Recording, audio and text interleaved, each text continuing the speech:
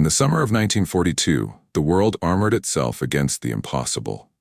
Adolf Hitler's blitzkrieg had become a steel symphony of conquest, a relentless grind of treads and turrets that turned free men into footnotes. From the sun-baked dunes of Tobruk to the fog-shrouded hedgerows that would soon bleed in Normandy, one truth echoed across the battlefields. The Allied infantryman was outgunned, out-armored, and utterly out of answers. Grainy newsreel footage from 1942 crackles to life. The thunder of tank treads crushes cobblestone streets in Warsaw, then Rotterdam.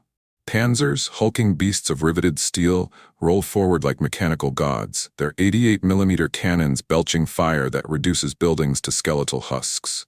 Screaming civilians flee. Then American doughboys in North Africa, their M1 Garands barking futilely against the armored flanks of a Mark IV. Bullets ping off like rain on a tin roof. A young sergeant, face smeared with Saharan dust, drops his rifle and charges with grenades, only to vanish in a bloom of orange flame.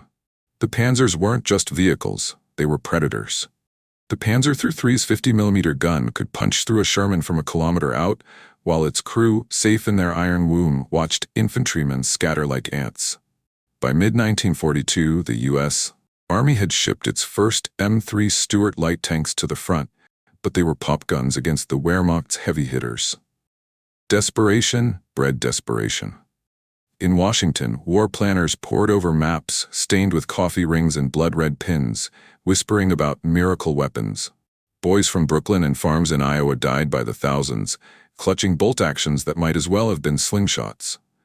Archival shots of German Tiger tanks, their sloped hulls gleaming under North African sun. Slow-motion close-ups, a 75mm shell glancing harmlessly off the glacis plate, sparks flying like defiant fireflies.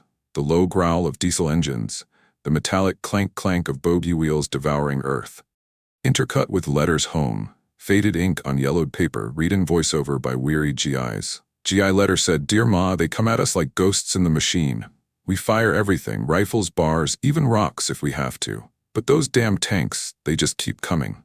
Feels like we're throwing pebbles at mountains. Pray for us. Love, Tommy." The brief was simple, suicidal. Design a man-portable anti-tank weapon. Something an average Joe could carry, aim, and fire without calling down an artillery strike on his own position. No tanks, no howitzers. Just grit, ingenuity, and a prayer. The Army's Ordnance Department had thrown everything at the wall. Shaped charge grenades, little devils packed with copper cones that focused explosions into white-hot jets capable of slicing armor like butter. But how to deliver them? Hand-thrown? The boffins tried. Oh, they tried. Volunteers in padded suits lobbed prototypes at plywood mock-ups, their faces twisted in grim determination. But range was a joke, 50 yards if the wind was kind. And accuracy? Forget it.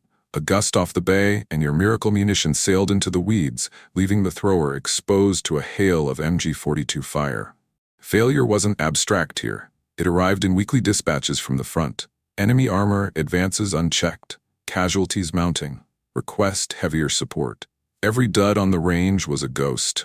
A kid from Kansas vaporized in a foxhole, his last thought not of home, but of the thunder that swallowed him whole.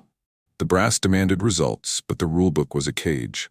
Follow doctrine, the memos read. Standardize, certify. Innovation? That was for peacetime patents, not a war where panzers pissed on procedure. A slow pan across the Aberdeen proving ground in Maryland. Dawn light filters through pine barrens, casting long shadows over concrete bunkers and rusting hulks of test dummies. Mock tanks riddled with craters. The air hums with the distant thrum-thrum of generators. Push in on a squat brick building, Ordnance Workshop 14, its windows fogged with condensation. Inside, the glow of welding torches dances like fireflies in hell. Scarred workbenches, half-assembled grenade launchers, coils of copper wire, blueprints crumpled like fallen soldiers. This was ground zero for America's frantic forge, a sprawling arsenal where engineers wrestled physics into submission. Aberdeen wasn't glamorous. It was a symphony of sweat and solder, where the scent of gun oil mingled with the acrid bite of cordite. Here, in the shadow of the Chesapeake, men in oil-stained fatigues chased the ghost of parity. Enter the workshops. Teams of PhDs and shop rats, civilians in bow ties rubbing elbows with captains in crisp khakis. They sketched feverishly. Recoilless rifles that promised to hurl shells without kicking the shooter into next week. Magnetic mines that clung to hulls like suicidal barnacles. But nothing stuck. The recoilless designs backblasted like dragon's breath, singeing whiskers and resolve alike. The magnets? Useless against sloped plating. Deadlines loomed like storm clouds, and the pile of rejected blueprints grew taller than the test towers. A dimly lit corner of Workshop 14. Rain patters against the tin roof, a staccato rhythm underscoring the scritch-scratch of pencil on paper. Captain Leslie Skinner, mid-30s, lean as a bayonet, with wire-rimmed glasses perched on a nose that's seen too many close calls. His hands, calloused and ink-stained, dance over a drafting table. A half-smoked Chesterfield dangles from his lips, ash flaking onto schematics of a rocket grenade, hand-launched M6. His eyes, sharp, haunted, flick to a wall-mounted projector screen, frozen on footage from Libya. A British Matilda tank, gutted and smoldering, its crew hauled out like cordwood. Skinner wasn't born to this. A gunsmith by trade, he'd risen through the ranks on a cocktail of mechanical wizardry and quiet fury. West Point had polished him, but the Great War's echoes, trenches choked with mustard gas and machine gun chatter, had scarred him deeper. He saw weapons not as tools of empire, but as lifelines. Every bolt turned wrong is a man left behind, he'd mutter to his apprentices, his voice a low rumble like idling pistons. Assigned to Aberdeen in '41, he'd inherited the rocket program, a bastard child of pre-war experiments, gathering dust since the armistice. The M6 was his latest obsession, a fin-stabilized rocket, warhead borrowed from Swiss whiz Henry Mohaupt's shaped charge playbook, motor cobbled from surplus fireworks and solid fuel recipes smuggled from Caltech. It was elegant on paper, 60 millimeters of vengeance, propelled to 250 feet per second. But in the flesh, a finicky beast. Spin it wrong, and it corkscrewed into oblivion. Ignite the fuse prematurely, and you'd be scraping your own eyebrows off the ceiling. Close-up, Skinner's fingers trace a curve on the blueprint, the rocket's nose cone etched with calculations in his precise script. He pauses, exhales smoke, and glances at a framed photo on his desk. A young woman and 2 boys, smiling from a porch swing. His family, stateside and safe, for now. The projector whirs back to life unbidden, looping the Libya footage. A panzer's cannon swivels, fires, boom. Skinner winces, the smoke from his cigarette curling like a battlefield pyre. Skinner, muttering to himself, damn it all, we're arming boys with pea shooters. That night, as thunder rattled the workshop windows, Skinner lit another Chesterfield and paced the concrete floor. The rain drummed a dirge, drowning out the hiss of a Bunsen burner testing propellant mixes.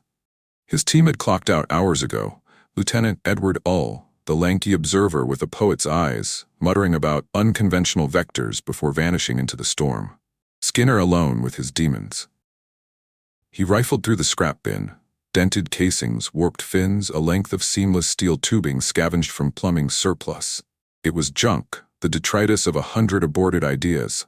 But in the flicker of his desk lamp, it whispered possibilities. What if the soldier wasn't the launcher? What if the weapon was a tube, unassuming as a stovepipe to cradle the rocket from cradle to grave? No heaving, no hurling, just shoulder it, sight it, squeeze. The backblast would be biblical, the stability a gamble. But range, penetration, it could rewrite the infantryman's nightmare. He sketched it feverishly, a shoulder-fired tube, wooden stocks for grip, electrical ignition wired like a Model T spark plug. Electrical contacts at breech and nose, battery-powered simplicity. The rocket slides in, tail first, pull the trigger, and dry cells send current racing, igniting the motor in a roar of sodium nitrate fury. No powder trails, no rifling roulette, just pure, propelled spite. Skinner's hand flies across paper, lines blooming into form. He hammers the tube on an anvil, sparks flying like defiant stars. The clang-clang echoes, syncing with his heartbeat. Sweat beads on his brow, mixing with rain leaking through the roof. He pauses, staring at the crude mock-up. A 5-foot pipe, wrapped in leather for insulation. A crude sight notched from scrap. It looks ridiculous. Improvised, reckless. But in his mind's eye it sings. A white contrail streaking toward a tiger's belly. The shaped charge blooming like a metal flower, armor parting like flesh. The idea was madness wrapped in steel. A violation of every ordnance manual from here to Fort Benning. Hand-launch the rocket, the specs demanded. Portable, precise, permission-stamped. Skinner's pipe, It spat fire backward, risked electrocuting the firer, and begged for court-martial if the brass caught wind. But Skinner had seen the reels. Boys bayoneted in the sand, tanks rolling over their screams. Obedience had built the Maginot Line, defiance built Spitfires. Dawn broke gray over the proving ground, the rain a relentless tattoo on the mud. Skinner hefted the tube, cold, heavy air, alive with potential. His breath fogged the air as he sighted down its bore, imagining the impossible. A private in a ditch, trading fear for fire. The workshop door creaked open. Ull slipped in, coat dripping, eyes alight with that quiet spark of conspiracy. "UHL," said Captain. "You look like a man who's wrestled God and won. What's she weigh?" Skinning fiercely, handing over the pipe. "Enough to save a life, or end one if we're not careful." They stood there, two shadows in the half-light. The tube between them, like a shared secret. Outside, the world armored on, panzers probing, allies praying. But in this forgotten corner of Maryland, a revolution stirred. Not with fanfare or funding, but with the scrape of metal on wood, the snap of wire under tension. The workshop silhouetted against the rising sun, steam rising from wet earth. Sound fades to the distant rumble of a freight train hauling shells south. Thunder cracks, one final, ominous peal. The war machine demanded conformity. Reports filed in triplicate, tests triple-checked. But one gunsmith was about to stop obeying orders and start changing history. Captain Leslie Skinner's hands told his story before his words ever could. They were the hands of a man who'd spent his youth in a Pennsylvania machine shop, coaxing life from lathes and dies, where the air hung thick with the tang of hot brass and the rhythmic thud-thud of stamping presses. Born in 1901 to a family of steelworkers, his father a foreman at Bethlehem Steel, his mother a seamstress patching uniforms for the doughboys heading to France, Skinner learned early that metal didn't bend to wishes. It demanded respect, precision, a whisper of torque at just the right angle. By 16, he was apprenticed, filing rifling into barrels until his fingers bled, dreaming not of patents or promotions, but of the day his craft might tip the scales against tyrants. West Point came next, a forge of its own. Class of 24, Skinner graduated not at the top, his grades middling, his demeanor too quiet for parade ground bluster, but with a reputation among the instructors as the fixer. When a howitzer jammed during maneuvers, it was Skinner who knelt in the mud, calipers in hand, diagnosing a hairline fracture in the breech block.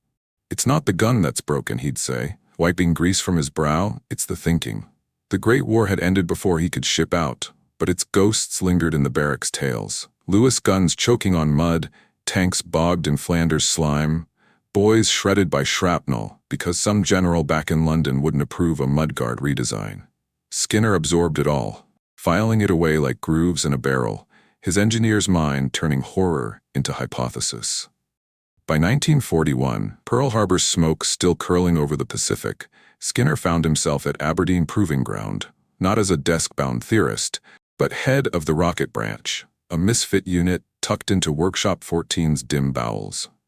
The assignment was a poison pill. Resurrect the Army's pre-war rocket experiments, those half-forgotten scribbles from Goddard disciples tinkering with bazooka-like boosters for aircraft. The brass wanted a grenade, rocket-assisted, something to lob shaped charges farther than a baseball pitch. Skinner saw potential, a self-propelled dart of destruction, finned for stability, packed with enough nitro to melt a panzer's heart. But potential was a cruel tease. The prototypes? They mocked him.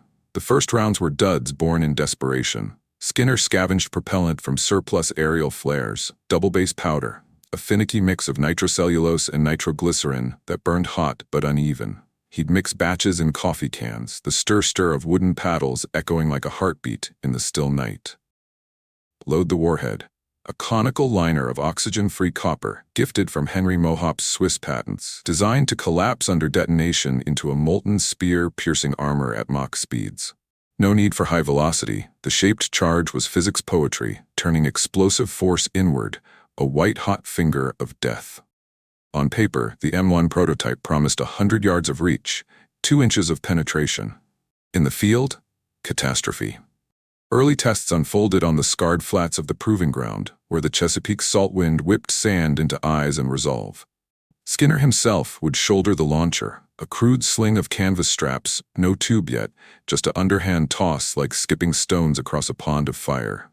The click of the arming pin, the hiss of igniter fluid. Then launch.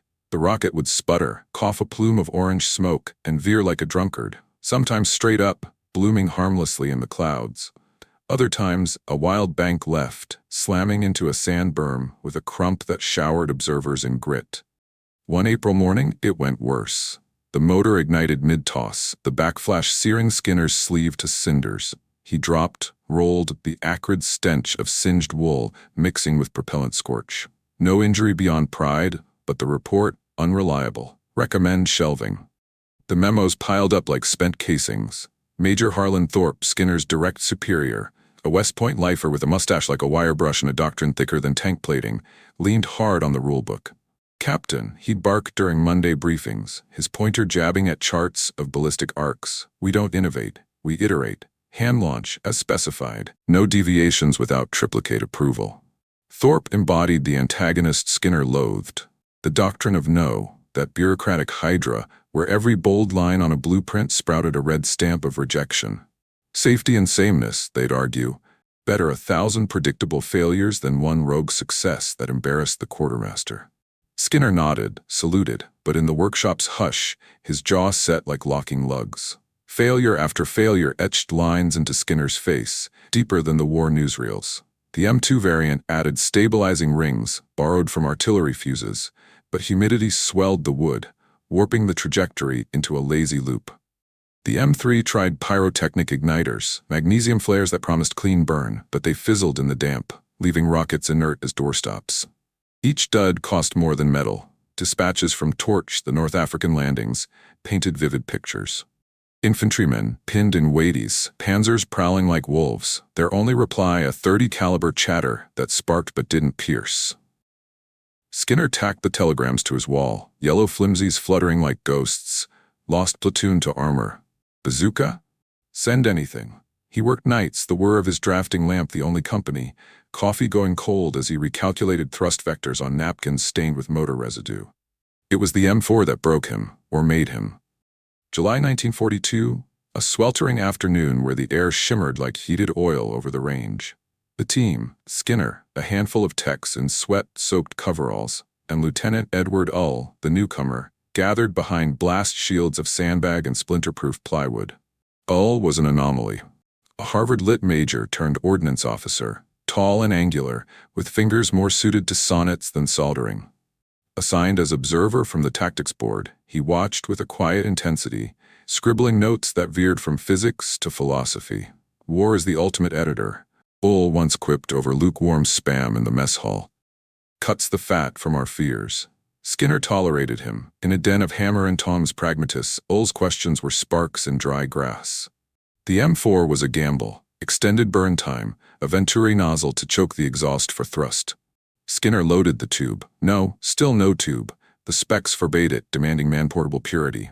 He hefted the rocket, a 2.36-inch dart of oiled menace, fins folded like a switchblade. The snick of the safety off. Wind gusted, carrying the brine of the bay. He tossed. Ignition.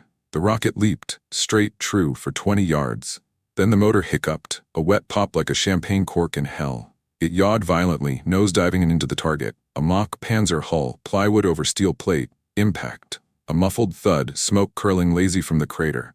No penetration, just a scorch mark, mocking. The team deflated. Techs kicked dirt, muttering about powder grain size.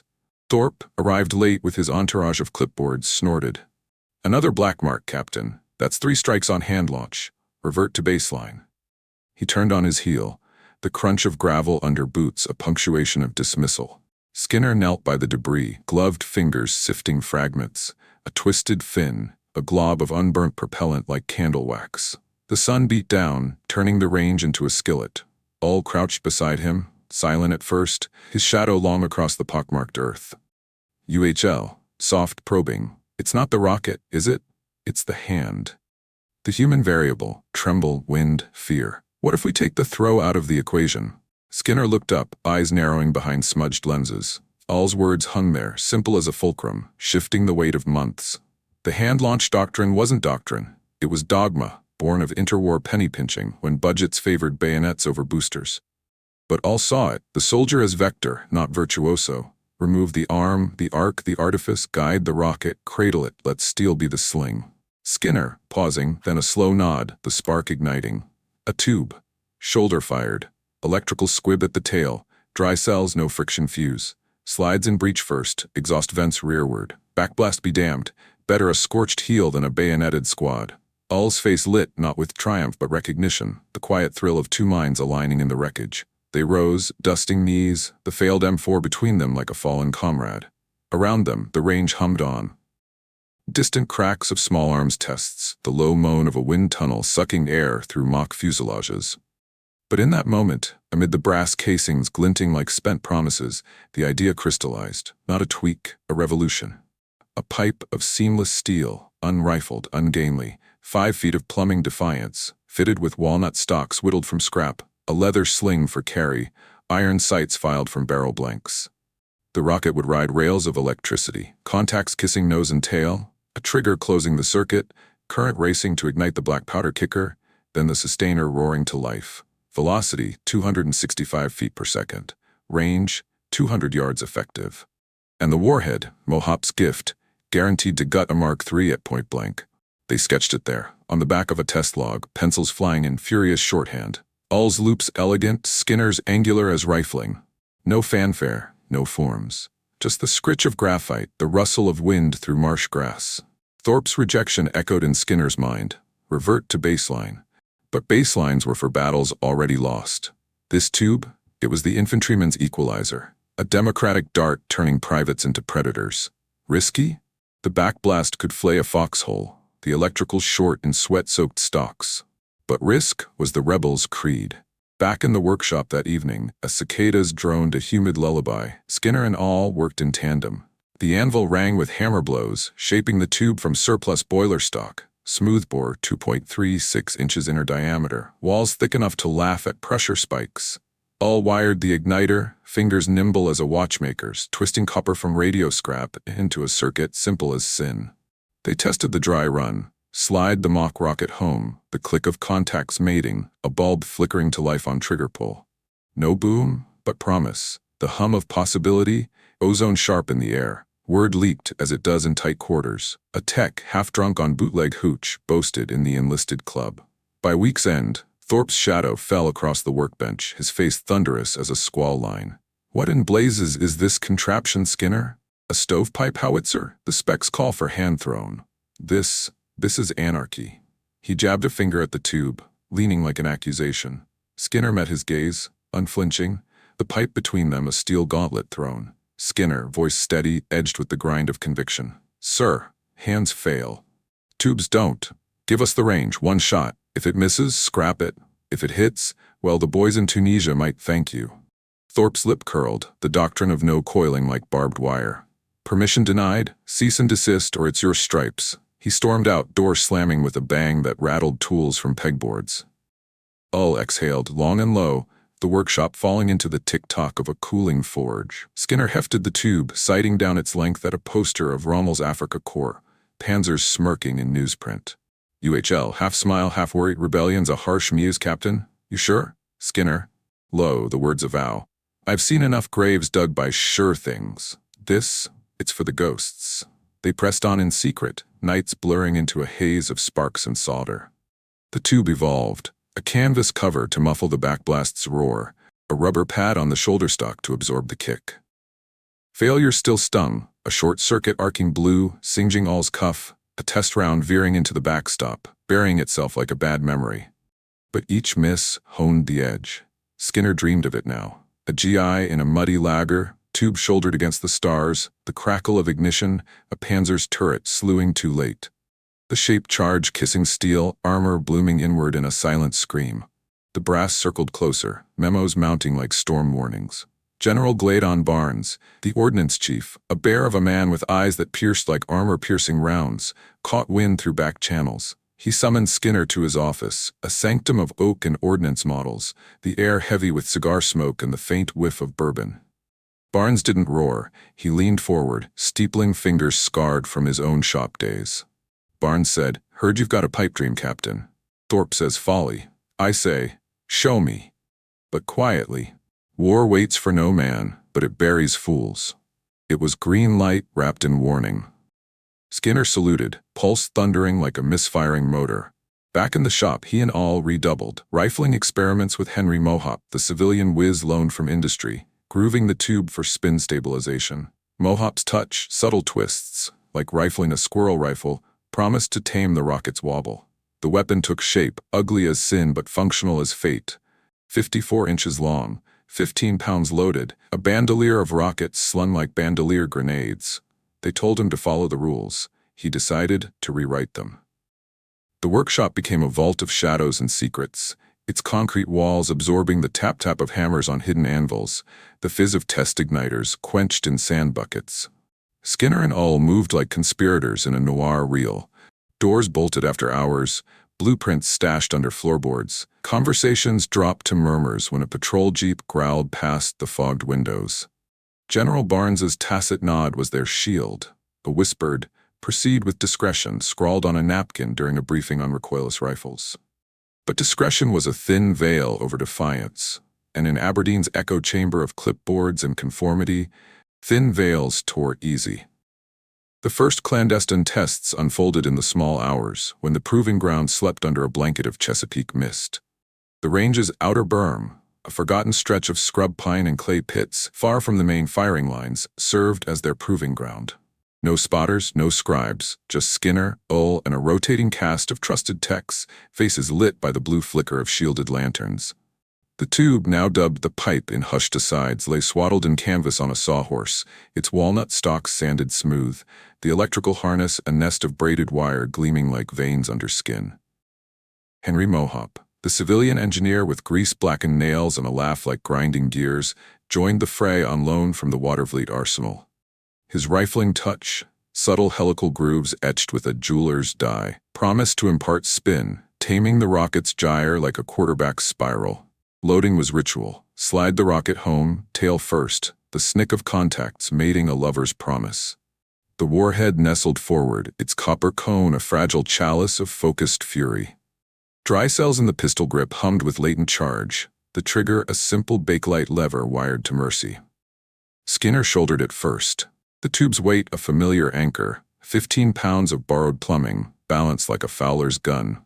Breath steady, he sighted the crude post, a derelict truck axle propped at 100 yards, simulating a panzer's running gear. The air hung heavy, scented with pine sap and the metallic tang of oiled bores. Ull counted down, voice a thread in the fog. UHL said 3, 2, mark. Trigger pull. The circuit closed with a snap, current racing like a lit fuse. Ignition. A brilliant crack split the night, the black powder booster blooming in sodium-orange fury, exhaust venting rearward in a geyser of white heat. The backblast scorched the berm, singeing grass to ash, the roar echoing like Judgment Day. The rocket leaped free, trailing a contrail of smoke that twisted in the wind. For a heartbeat, perfection. Straight as a die, rifling's whisper guiding it true. Then betrayal. The sustainer motor stuttered, propellant grain fracturing under uneven burn. The dart yawed, corkscrewing lazy into the dark.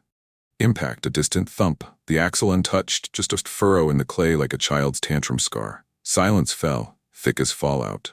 Skinner lowered the tube, barrel smoking, the ozone bite sharp in his nostrils.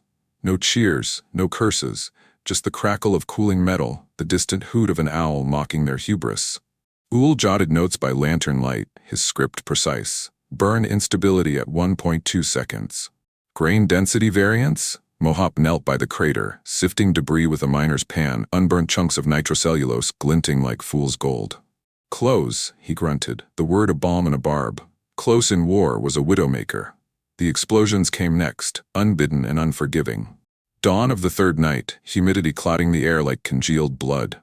The team had iterated, finer propellant granules, a venturi choke to meter the thrust. Skinner loaded, shouldered, exhaled. Pull. Ignition roared. Cleaner this time, the backblast a controlled inferno that warmed their faces like a hearth. The rocket streaked, spin stabilized, a white comet kissing the mist. 90 yards, 80. Then disaster. Overpressure in the tube, the rifling grooves channeling flame inward like a blowtorch's revenge. A seam split with a bang like small arms fire, shrapnel peppering the sawhorse to splinters. Skinner dropped, ears ringing, a hot sting across his cheek where a copper sliver kissed flesh. The rocket, freed prematurely, pinwheeled into the trees, detonating mid-air in a bloom of fire that lit the pines like Christmas. All dragged him clear, the acrid reek of scorched leather clinging like guilt. Mohaupt stamped out embers, his face a mask of soot-streaked resolve. Pressure spike, he diagnosed later, over black coffee in the shop's back room. Riflings fighting the flow, smoothbore or bust. Skinner nodded, dabbing iodine on the gash, the sting a reminder, genius courted death daily. But in the mirror's shard, his eyes burned fiercer. Every scar's a step, he thought, flexing fingers that still twitched with the tube's ghost weight. The infantrymen's faces haunted him, the anonymous ranks in newsreels, rifles shouldered against treads, their silence louder than any blast. Word of the mishap slithered through the ranks like smoke under doors. By noon, Major Thorpe materialized, his Ford staff car kicking gravel like accusations. He burst into Workshop 14, entourage in tow, a stenographer with shorthand pad, a safety officer clutching regs like a rosary. The pipe lay disassembled on the bench, innards exposed, wires splayed like autopsy veins, guilty as charged. Thorpe's face purpled, veins bulging like hydraulic lines. Thorpe, bellowing, finger-jabbing the scarred tube. Insanity! You've turned a grenade program into a fireworks fiasco, Skinner. Explosions? On my range?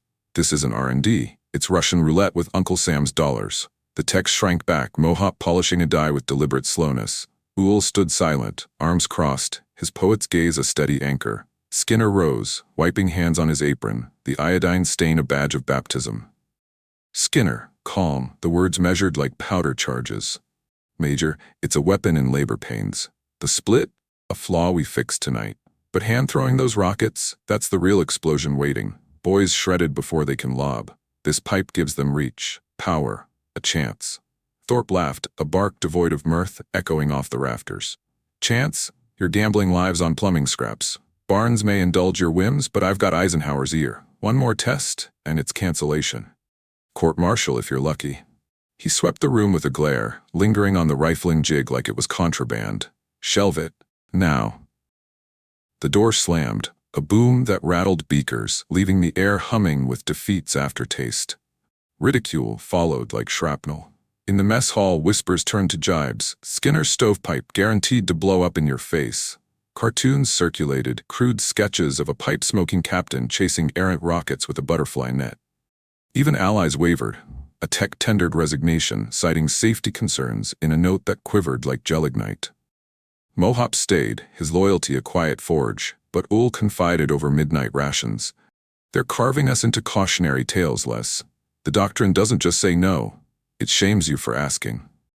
Skinner felt the weight, heavier than the tube. Nights blurred into a fever dream of iteration, smoothbore reversion, the rifling grooves filed out under Mohaupt's steady hand, the scrape of steel on steel, a lullaby of persistence. Propellant tweaks, sodium salicylate as a burn stabilizer, grains extruded finer than buckshot. They tested in whispers, subsonic pops with dummy rounds, the thwip of air through the bore confirming flow. Backblast baffles next, canvas flaps, then perforated steel, channeling the hellfire into a directed lance rather than an omnidirectional scourge. The near cancellation struck like a dud round to the gut. October 42, as leaves turned the barrens to rust, Thorpe leveraged his channels. A formal inquiry landed on Barnes' desk. Project XY12, unauthorized deviations, safety violations, resource misallocation. Recommend termination. Barnes, ensconced in his oak eyrie, summoned the cabal. Skinner arrived at dusk, mud caking his boots, the pipe's blueprint tube clutched like a talisman. The room reeked of Havana wrappers and polished oak, models of Garans and 105s staring down like judges. Barnes loomed behind his desk, a colossus in khaki, his gaze appraising as a micrometer. Thorpe flanked him, smug as a loaded chamber. Uhl and Mohaupt waited in the antechamber, ghosts at the feast. Captain, you've got brass ovaries, I'll grant you. But Thorpe, here's got the regs, and a point. This pipe's bled time and treasure. Show me why I shouldn't bury it. Skinner unrolled the blueprint, fingers steady despite the pulse hammering his temples. He talked physics like poetry, thrust curves graphed in blue ink, penetration models cribbed from Mohaupt's equations. It's not deviation, sir. It's evolution. Hand launch caps at 50 yards exposed. The pipe, 150 covered. Backblast's a bitch, but foxholes are deeper than egos. And the warhead. He tapped the cone diagram, Copper's promise. 3 inches of side armor, sir. Tigers bleed from the belly. Thorpe interjected a hiss of steam. Theory. Your blast lit up the sky, nearly torched a hangar. Infantrymen aren't pyromaniacs. Skinner, leaning in. They're dead men walking without this, Major. I've read the cables from El Alamein, from Dieppe. Tanks don't negotiate doctrine. Barnes steepled fingers, the silence stretching like taffy. A clock ticked, brass gears mocking mortality. Finally, the general exhaled, a gust carrying the weight of decisions that damned or delivered. Barnes said, "One final test. Dawn, main range, officer's gallery. Hit the mark or it's scrap. Miss, and you join the chorus of almosts." Dismissed, Skinner stepped into the chill, the door clicking shut like a safety engaged. Ull and Mohaupt fell in beside him, the trio trudging through leaf-choked paths, the proving ground a labyrinth of what-ifs. Ridicule echoed in Skinner's ears, the mess hall barbs, the memo's ink, but he crushed them like flawed casings. They laugh because they fear, he thought, the night stars pricking like distant muzzle flashes. The pipe waited in the shop, reassembled, its bore gleaming innocent. Explosions had scarred it, ridicule tarnished it, cancellation loomed like a headsman's blade. But in the quiet hum of the workshop generator, promise lingered. The poetry of a rocket married to its cradle, defiance distilled to diameter and drive.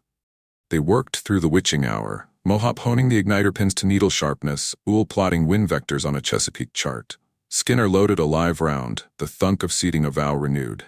Failure? It was the forge's kiss, hardening steel and soul. The test loomed, a gauntlet of brass and ballistics. Thorpe's gaze would bore like a tracer, Barnes's verdict final as a fuse.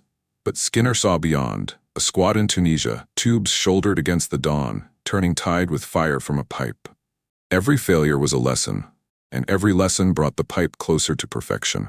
The proving ground stirred under a November sky, heavy with the promise of frost, the Chesapeake's breath curling in low, reluctant wisps across the frost-kissed earth. Dawn crept in reluctant, painting the horizon in smears of bruised purple and steel gray, the kind of light that made every shadow suspect. The main range, a vast, scarred amphitheater of berms and blast walls, pocked with the ghosts of 1,000 tests, hummed with anticipation. Or perhaps it was just the idling generators, their thrum-thrum, a mechanical heartbeat underscoring the chill. Concrete observation towers loomed like sentinels, their windows fogged with the breaths of gathered brass. Colonels in wool greatcoats, majors clutching thermoses of bitter joe, aides scribbling last-minute notes on clipboards that snapped like dry bones in the wind. At the firing line, the air bit sharp, carrying the faint brine of the bay mingled with the oily tang of gunpowder residue baked into the soil from seasons past. The target waited at 150 yards, a hulking mock-up of a Panzer IV's flank, cobbled from quarter-inch boilerplate bolted to an I-beam frame, painted in drab olive drab that mocked the Wehrmacht's arrogance. It squatted defiant, its simulated turret a silhouette of plywood menace. The whole affair braced against a sandbag revetment to catch the fury. No wind flag stirred. The morning hung still, as if the world itself held its breath, waiting for the verdict of men who wielded fate from armchairs. Skinner arrived last, the pipe cradled in his arms like a newborn colic-stricken, its 5-foot length wrapped in a wool blanket against the cold, lest the steel contract and throw the tolerances. All flanked him, carrying the bandolier of live rounds, 6 of them, each a 2.36-inch sacrament of nitro and copper, fins folded like prayer hands, warheads nestled in foam to hush their whisper. Mohaupt trailed, toolbox in hand, his face a map of grease and grit, eyes darting to the gallery where Thorpe's silhouette loomed largest, a vulture in khaki. The team moved in silence, boots crunching frost-rimed gravel, the clink of tools a Morse code of resolve. No speeches, no pep talks, words were for the rulebook. This was physics pulpit, where equations preached in fire and flight. They set up with ritual efficiency. The sawhorse unfolded, its legs biting into the frozen turf with a crack like splitting ice. The pipe unswaddled, its smooth bore gleaming dull under the weak sun, walnut stalks warm to the touch from Skinner's body heat, the electrical harness coiled neat as a hangman's noose. Mohaupt knelt, final checks, click of multimeter probes on contacts, the dry cells testing with a faint hum, igniter pins polished to surgical gleam. Uhl loaded the first round, the thunk of the rocket seeding home a sound both intimate and ominous, tail first into the breech, nose kissing the muzzle like a secret shared. Skinner hefted it to shoulder, the weight settling familiar. 15 pounds distributed like destiny, pistol grip cool against his palm, the rubber butt pad a thin mercy against the recoil yet unborn. The galleries stirred, binoculars glinting like predatory eyes. General Barnes held court center, his bulk filling a canvas chair, cigar unlit but clenched like a talisman, his gaze not on the tube but on Skinner, a measure of the man behind the metal. Thorpe paced the catwalk, his breath fogging the rail, muttering to aides about procedural overreach and liability cascades. Whispers rippled, stovepipe folly another dud, court-martial fodder. The anonymous infantrymen, those spectral judges, flickered in Skinner's mind, not here in flesh but in memory. Grainy reels of GIs in foxholes, faces pale under helmets, rifles trembling against treads that ground hope to mud. For them, he thought, sighting down the notched irons, the target blurring to a panzer's flank under Tunisian stars. This roar, or their silence. Uhl stepped clear, stopwatch in hand, his voice cutting the hush like a bayonet slip. UHL said, range clear, wind negligible, target locked. Captain, make it sing. Skinner nodded, a fractional dip of chin, the world narrowing to the boar's black eye. His breath fogged the sight picture. A transient veil he exhaled away, pulse steady as a metronome despite the gallery's weight. The trigger rested light under his finger, bakelite smooth. The circuit dormant, a god uninvoked. Frost crackled underfoot as he shifted stance. Boots anchoring in the rhyme, the pipe an extension of sinew and spite. In that suspended tick, physics and poetry collided. Newton's third whispering of equal opposites. The backblast's biblical gale balanced by forward flight. Bernoulli's curve in the exhaust plume, shaping chaos to arrow. The shaped charge waited, Mohaupt's alchemy, a copper cone that would liquefy at detonation, spalling armor in a hypersonic jet, turning invulnerability to vapor. Risk laced every inch, a misfire, and the round cooked off in the tube, a short, and the gallery tasted hellfire. But conviction was the true propellant, born of failure's forge. The explosions that scarred, the ridicule that tempered, the near death of cancellation's blade. The gallery fell to a profounder quiet, even the generators seeming to hush, the only sound the distant caw of a gull wheeling over the bay. Thorpe's pacing ceased, his form rigid as rifling. Barnes leaned forward, the creak of wicker a prelude. Skinner squeezed, deliberate, no jerk, the trigger yielding with a click like fate's latch lifting. The circuit closed. Current surged, invisible lightning bridging nose and tail. Ignition. The world erupted in reverse. The booster charge detonated first, a sharp crack like thunderclap in a bottle, black powder blooming in sodium fury, the sustainer igniting seamless in a seamless roar. Exhaust vented rearward, a lance of white-hot plasma scouring the berm, grass vaporizing to ash in an instant, the backblast's gale ripping at Skinner's coattails, singing wool to char and warming his heels like Satan's breath. The tube bucked, not recoil, but reaction's poetry, Newton's bargain paid in full, the shoulder pad compressing like a lover's flinch. Smoke billowed, acrid and thick, ozone and cordite weaving a shroud that veiled the firer in gray mystery. Then flight. The rocket leaped free, a streaking comet of defiance, contrail unfurling like a banner in the still air, straight, true. The smoothbore's embrace, imparting no spin but no wobble either, fins biting atmosphere for stability. 100 yards in a breath, the whoosh dopplering faint to the gallery, a white serpent uncoiling toward the target. Silence stretched, taut as a guy wire. The hiss of cooling tube, the rustle of wind in Uhl's notes, the collective inhale of men who built empires on such moments. Thorpe's binoculars trembled, Barnes's cigar dropped unheeded to the deck. Impact. The warhead struck center flank, kissing steel with a clang like a blacksmith's kiss gone lethal. Detonation followed, a muffled whump, not the Hollywood thunder but intimate, focused. The shaped charge's cone collapsing inward, explosive force channeled to Mach 10 jet, armor parting in a corolla of spall and spark. The plate buckled, a 4-inch rent blooming like a wound, edges curling white-hot, the I-beam groaning as if in agony. Smoke curled from the breach, lazy and victorious, the mock turret slewing mockingly askew from the force. No fireball, no cataclysm, just penetration, pure and profound, the impossible rendered mundane in metal's surrender. The range fell to a deeper silence, the kind that follows gavel's fall.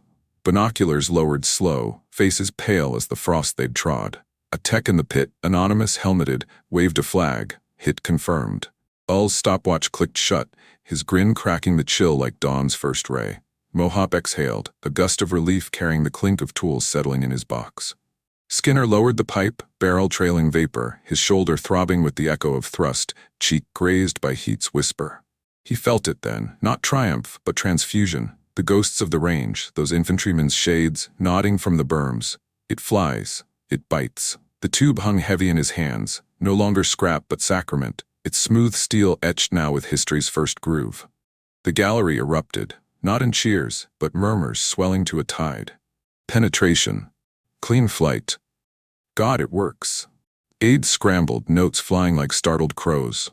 Thorpe stood frozen, his doctrine of no crumbling like the plate before him, face ashen as if he'd glimpsed his own obsolescence. He turned, boots scraping catwalk, vanishing into the tower's gloom without a word, defeats dignity in retreat. Barnes rose then, deliberate, his chair groaning protest. He descended the stairs, greatcoat swirling, the thud of his steps a drumbeat of approbation. The team straightened as one, frost forgotten. He stopped before Skinner, eyes locking over the pipe's smoking crown, appraisal yielding to alliance. Barnes low, resonant as a bass drum. Captain, you didn't just hit the mark, you redrew the lines. That hole? It's a door kicked in on the panzers. Production. Yesterday. Skinner saluted, crisp, the motion hiding the tremor in his fingers. Not fear, but release, the forge's heat ebbing to embers. Ull clapped his shoulder, Mohaupt grunted approval, the trio a trinity forged in frost and fire. Cameras flashed from the press pit. Word had leaked, as it does. Tomorrow's wires would hum with Ordnance breakthrough. But for Skinner, the revelation was quieter. In the physics of that flight, the poetry of parting steel, he'd glimpsed the moral arc of invention. Not glory, but grace, a weapon born to equalize, turning the hunted to hunters, the voiceless to avengers. The sun crested proper then, gilding the rent plate in gold, steam rising from the crater like offering smoke. The range stirred to life. Techs swarming the target, measuring the wound with calipers that clicked like applause, aides radioing DC, voices crackling with urgency. Someone in the gallery, emboldened colonel perhaps, shouted down, "What do you call it, Captain?" "That beast." Skinner paused, the pipe still warm in his grip, the name bubbling unbidden from the workshop's lore, a slang for outlandish contraptions, half jest, half prayer. He glanced at Ull, who nodded, eyes alight. The word hung on the wind, simple as the tube itself. "Skinner, cock. Bazooka, sir. Call it the bazooka." Laughter rippled, then applause, scattering the hush like birds from a wire. The name stuck, as names do in war. Vulgar, visceral, a trooper's tongue for the tool that tamed tanks. Barnes clapped Skinner's back, the impact jarring like a brother's embrace, and turned to his entourage. "Gentlemen, gentlemen, history just shouldered arms." As the gallery dispersed, jeeps churning mud to slush, Skinner lingered at the line. The pipe disassembled now, components laid out like a dissected dream. The bore stared back, innocent once more, but forever changed, grooved by purpose, if not rifling. He traced the muzzle's lip, feeling the ghost of thrust, the whoosh echoing in his bones. The test wasn't just validation, it was vindication. The doctrine of no pierced clean through. Explosions, ridicule, cancellations, shadow, all alchemized to this, a roar that rent the world. In one roar of fire and steel, the impossible became real. The Aberdeen frost had scarcely thawed when the bazooka, now christened M1 in the Ordnance ledgers, though the troops would never call it anything but the pipe, leaped from prototype to production like a rocket unchained. General Barnes's blessing was a thunderclap. By week's end, blueprints raced to the Watervliet arsenal, where Mohaupt's rifled variants spun into assembly lines under arc lights that buzzed like swarms of liberated fireflies. Factories in Buffalo and Bridgeport hummed to life, stamping tubes from seamless steel stock, whittling walnut grips from Maine hardwoods, coiling copper wire in rhythms that synced with swing-shift radios crooning Glenn Miller. The warhead cones poured molten, Mohaupt's Swiss precision scaled to American urgency, copper chalices of vengeance, packed with Composition A explosive that promised to liquefy armor at the molecular kiss. No fanfare for Skinner. He lingered in the workshop's hush, the scritch of his pencil tracing refinements on yellow pads. A bayonet lug for close-quarters spite, a canvas sling to ease the hump across hedgerows. All shipped out to instruct at Benning, his poet's notes bundled into training manuals crisp as fresh rations. Mohaupt returned to industry, his grooves etched into history's barrel. Skinner? He watched the first shipment roll out. Crate's stenciled launcher, rocket, 2.36-inch M1, loaded onto flatbeds that groaned under tarps, destined for the docks at Baltimore. A quiet salute as the convoy vanished into the Chesapeake haze, tires hissing on wet macadam, the clank of chaining echoing like a farewell volley. "Fly true," he murmured to the empty range, the wind carrying his words to ghosts. Deployment came swift, a baptism in the crucible of torch. November 1942, the Allied landings in North Africa, a dagger thrust at Rommel's flank, beaches clawing with surf and Stuka screams.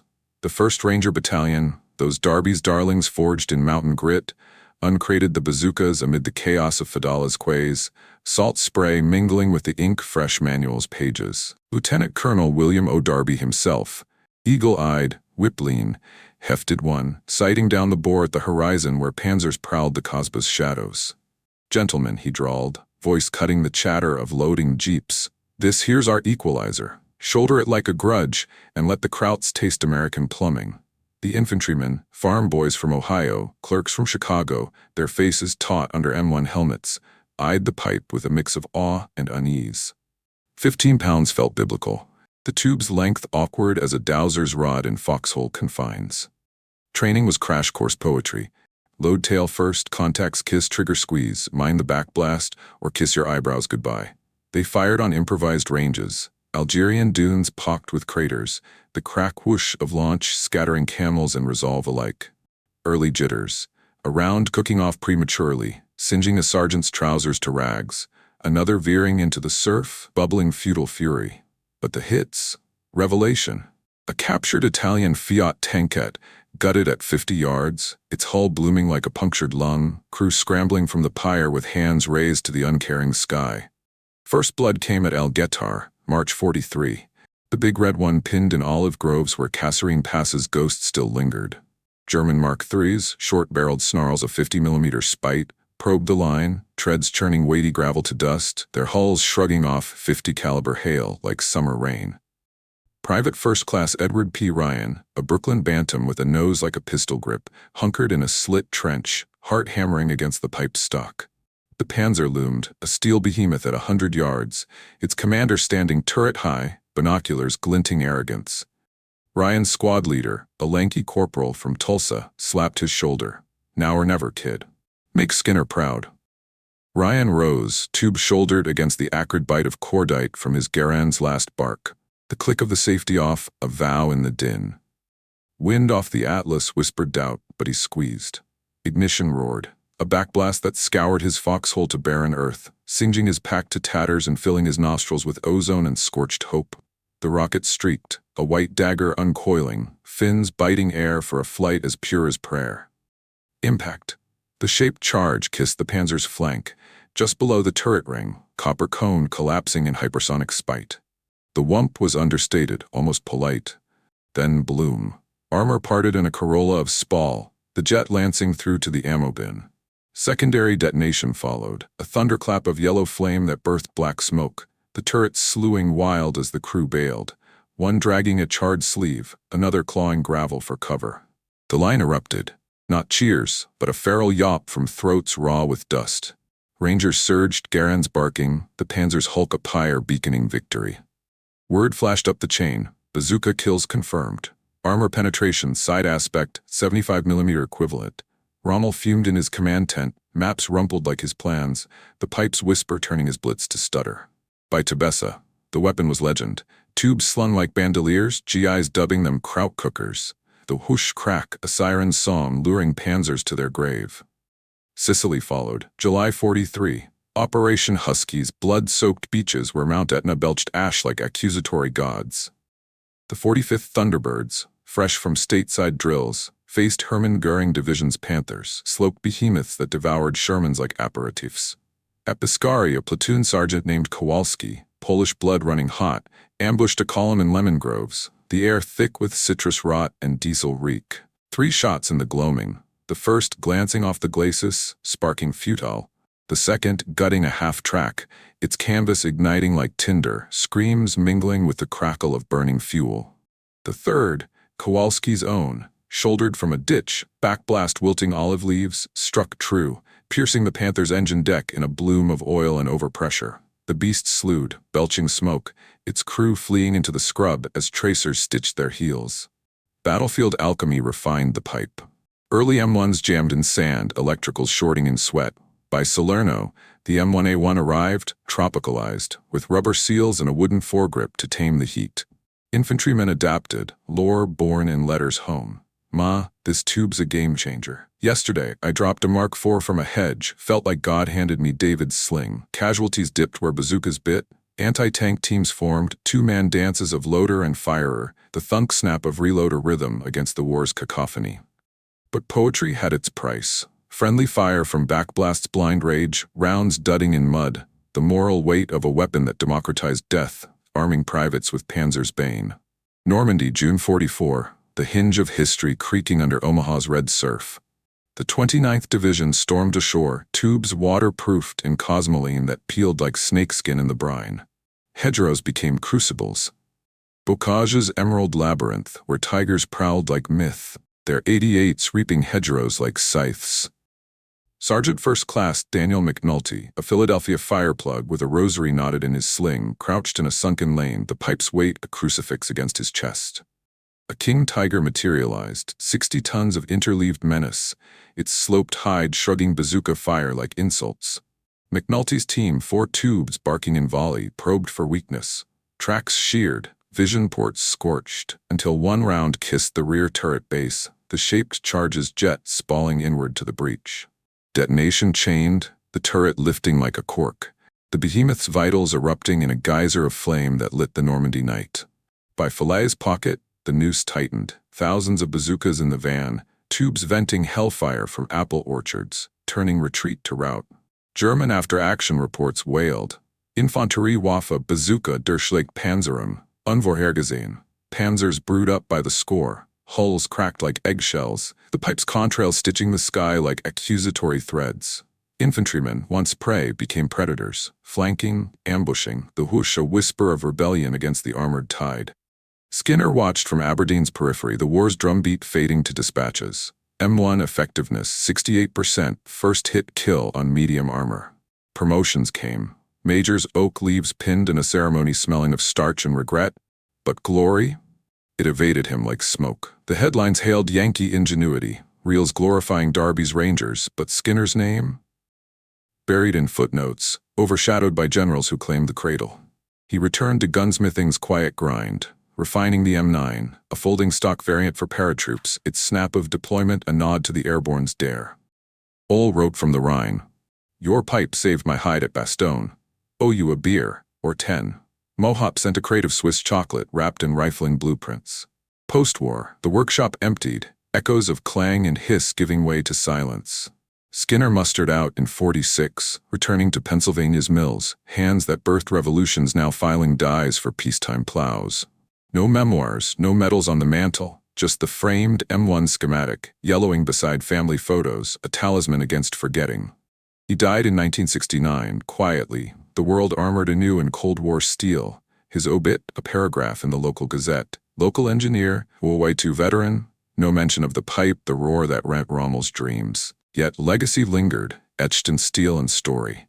The bazooka begat kin. Super bazookas for Korea's hills, RPG echoes in Hanoi jungles, the lineage a river of rebellion from Maryland mud.